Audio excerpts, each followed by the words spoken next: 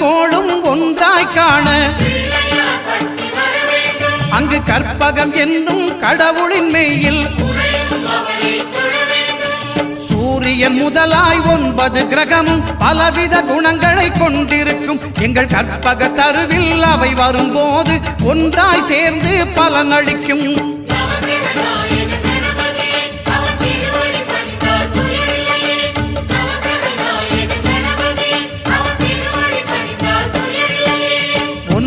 கோளும் ஒன்றாய் காண அங்கு கற்பகம் என்னும் கடவுளின் மெய்யில்